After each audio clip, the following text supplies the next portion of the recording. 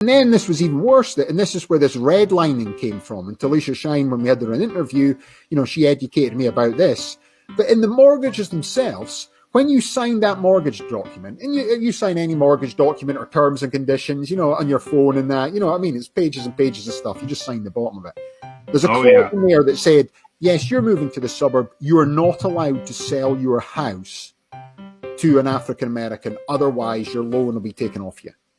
And the house will be taken off. So even though when it came in 1968, they still put in these weird clauses. So this is where this redlining, so that, African American people, whether they were a doctor and educated at that point, they still couldn't move into this area because they thought the house prices were going to come down. Unbelievable shit. Oh, it is. And that's a history. And I know they all talk about, we don't want to teach this history in America. It's from schools and that.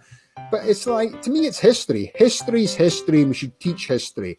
I'm not into all that woke stuff and cancellation culture. I think that's garbage as well.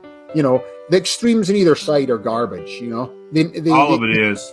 They command the narrative from the news companies and they push that thing. And I think most Americans aren't like that. I think most Americans are centrist in the middle, and everyone should decide on a policy by policy basis, and that's the way it should be.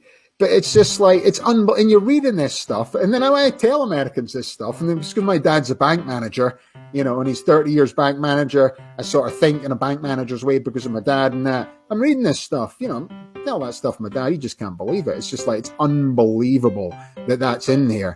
And then you wonder why people in these areas, and then what happened is wealth gets passed down. So, now I've had this house has gone up in value. I remortgage it because now there's lots of mortgage companies finding different ways to pull the equity out of this. Tokenization is just essentially is just the follow through from this technology. Really, this is where it came from, people. We're just fast forwarding 100 years and we're just trying fractional ownership. But really, if you think about that, the wealth's been passed down. And then they've pulled money out. And then this money they've pulled out is not only they've moved to a suburb whereby there's better schools anyway, better opportunities, but they're also able to take capital out of their house, to give it to their kids to buy their own house, and pull capital out of the house to pay for their kids to go to university. But if you're thinking in inner city areas, you weren't even allowed to do this.